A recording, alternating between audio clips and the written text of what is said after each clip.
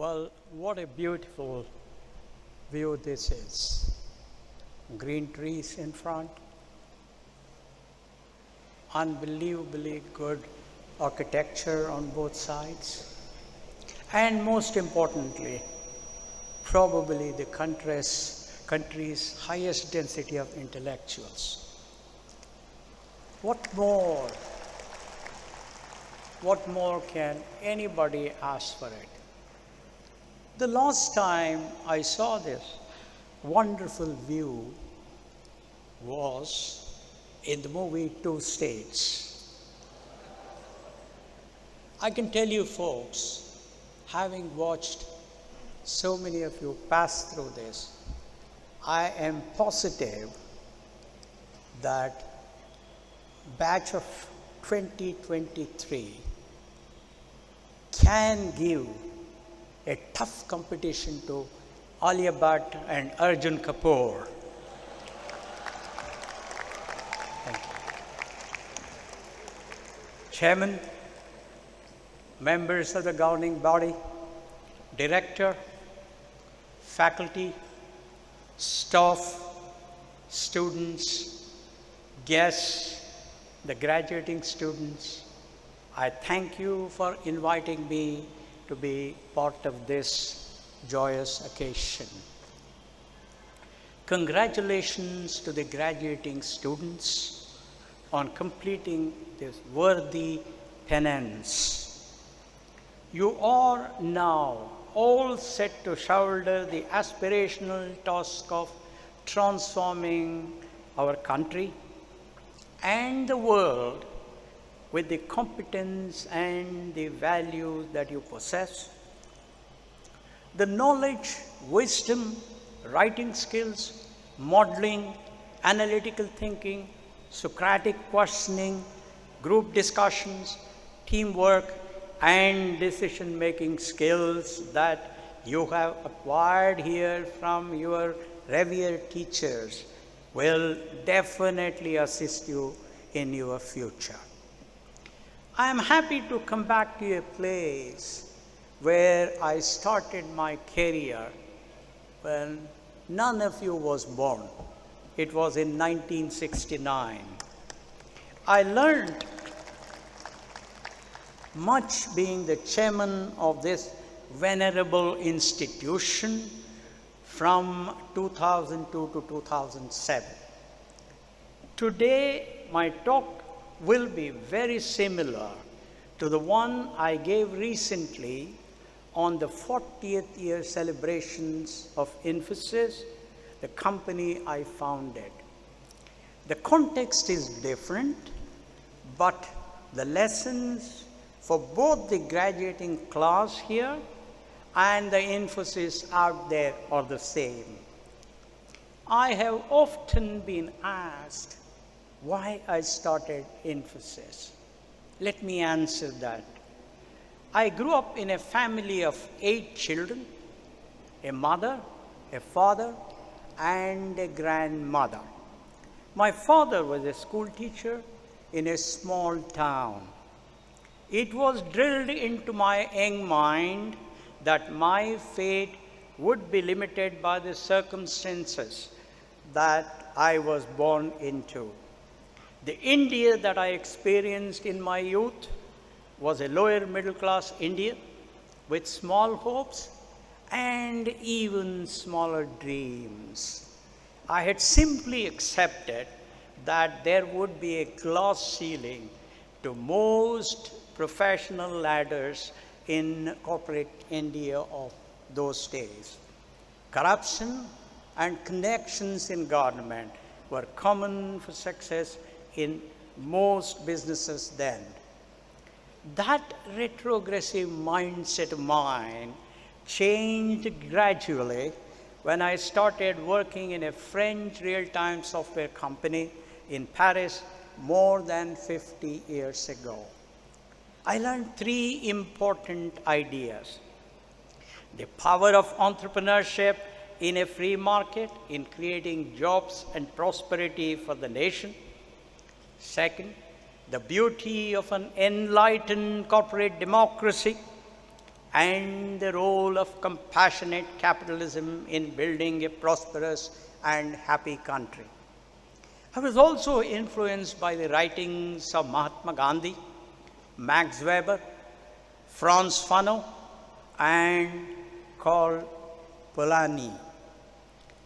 After learning these lessons, I decided to return to my hometown, Mysore, traversing Western and Eastern Europe, Israel, and West Asia, hitchhiking and spending just $4 to $5 a day. That journey irrevocably transformed me from a confused leftist to a determined, compassionate capitalist. After I returned to India, I decided to conduct an experiment based on these three important ideas that I spoke. My first attempt, Sophronics, failed since there was no domestic market for software development in India at that time.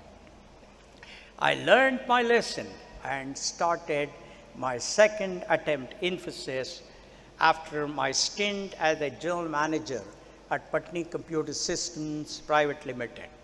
I collected a set of bright and value-based youngsters there to assist me in building Infosys. Fortune conspired with us in the form of the 1991 economic reforms of India ushered in by late Sri Narasimha Rao and Dr. Manmohan Singh. The rest, my young friends, as they say, is history. While I did not expect to address every challenge of our society in my Infosys journey, I hope to create a microcosm that did not suffer from the injustice, inequity, discrimination, and the unfairness of the society that I had seen or experienced around me when I was growing up. I wanted to create a company of the professional, for the professional, and by the professional, as Abe Lincoln defined a democracy. I wanted this corporate child of mine to be an expression of the best that the corporate world and the society could offer.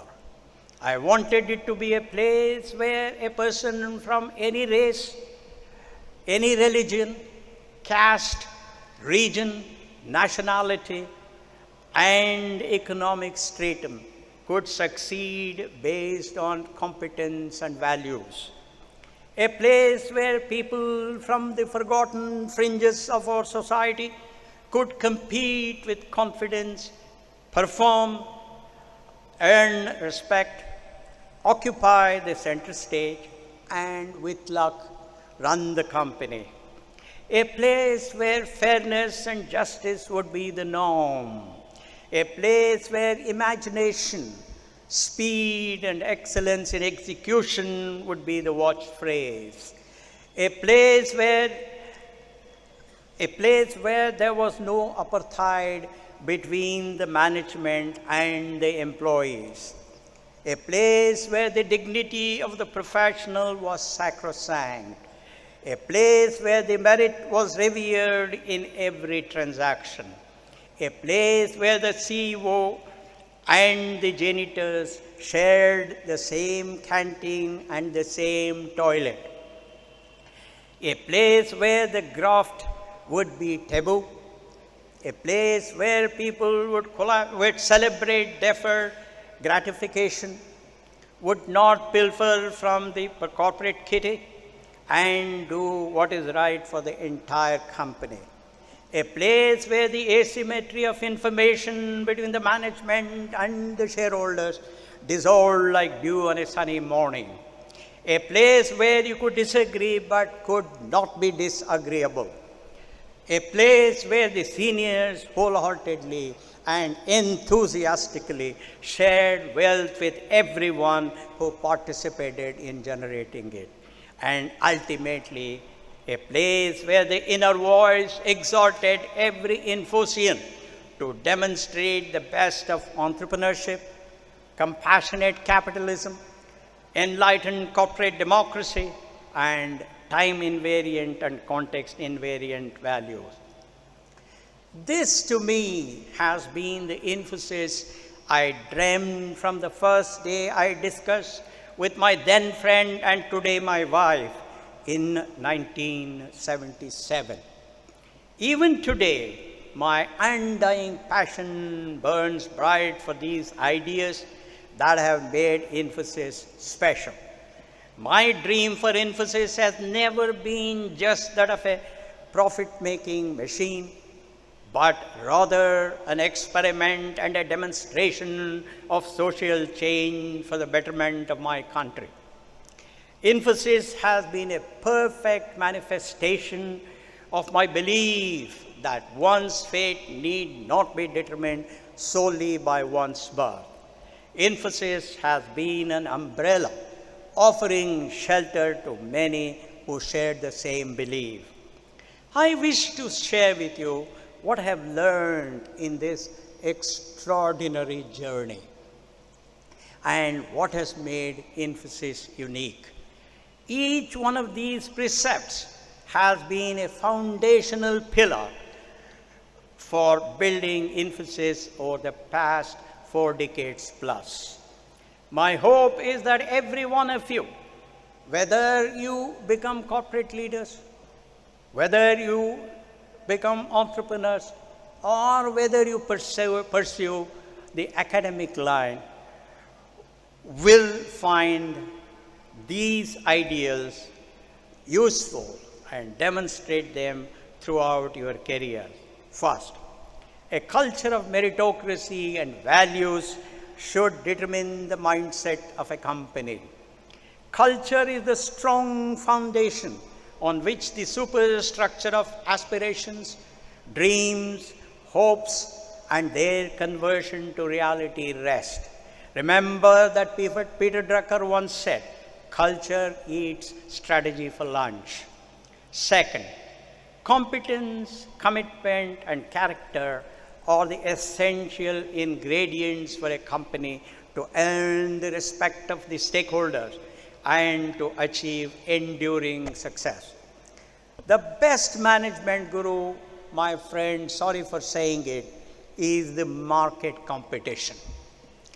Fourth, the most powerful instrument of a leader is leadership by example in demonstrating courage, sacrifice, hope, confidence, innovation, hard work, truth, fairness, transparency, accountability, austerity, discipline, a good value system, and most importantly, open-mindedness.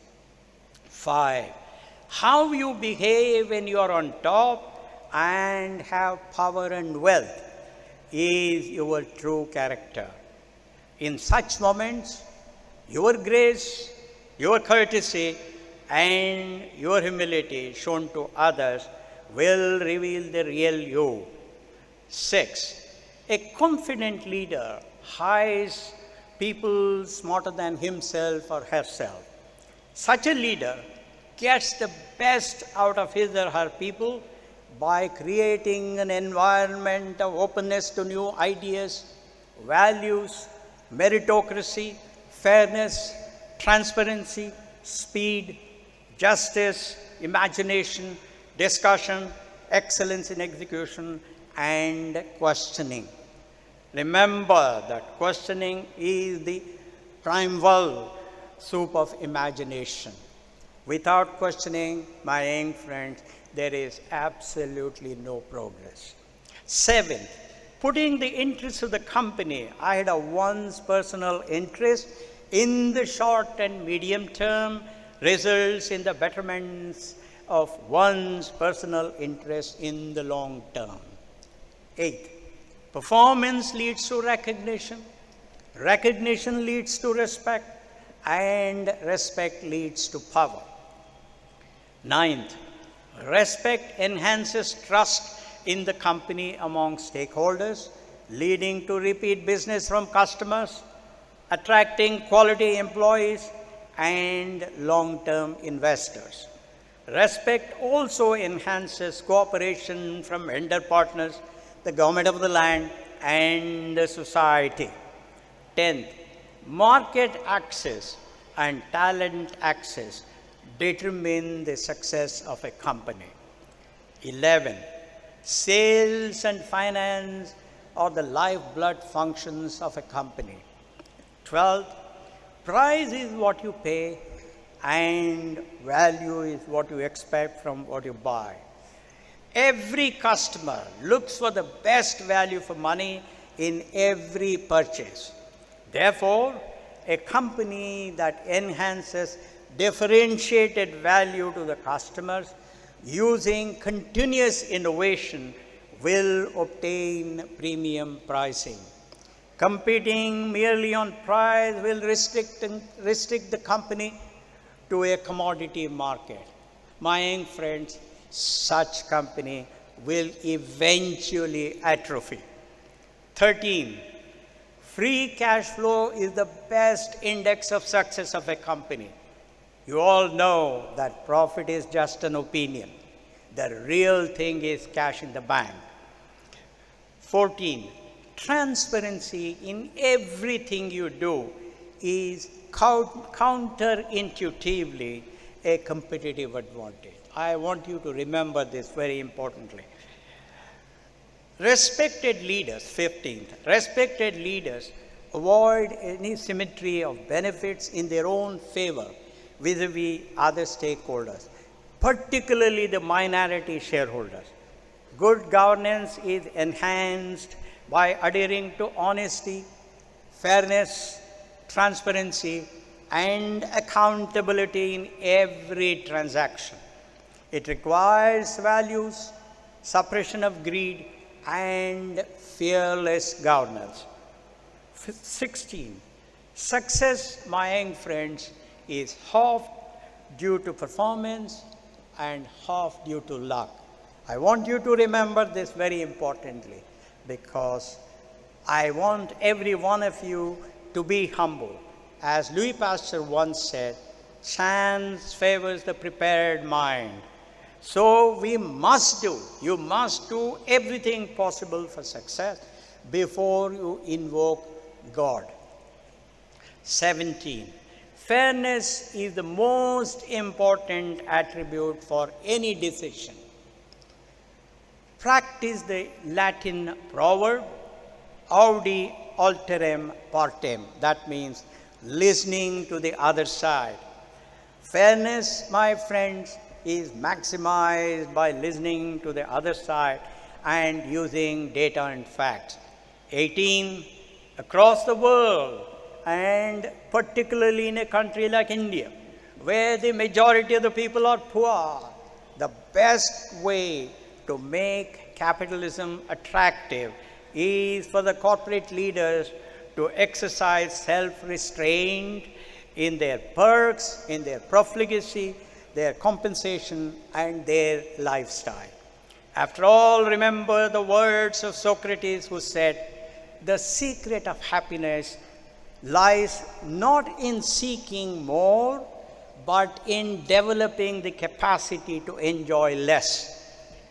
The last one, the 19th, and the most important one is, remember that the softest pillow is a clear conscience. Therefore, when in doubt, disclose.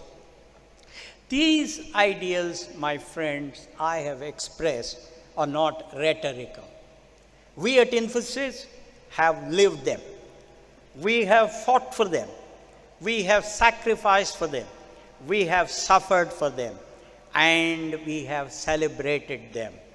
In the future, at a time when there is fog on your windshield, I hope these time-invariant and context-invariant ideals will serve you in gaining clarity. Living these ideals has reinforced the eternal idea that the purpose of life is to leave our context a little better before we leave this world. These ideals, my young friends, define the finish line. Until these ideals become your second nature, my young friends, your journey and your mission will not be over. This is my charge to every one of you gathered here today, particularly the 600 people who obtained their degrees. You will have to live these ideals and bequeath them to the future generations. My hope for India of the future is that you, the future corporate leaders, the future academicians, the future entrepreneurs, will ensure that for all ages, for all seasons, for all regions, for all businesses, and for all people, our country will be led by the ideals I have laid out here today. Finally, be original, be daring, be unreasonable, be anything that will assert the integrity of your purpose. Thank you very much.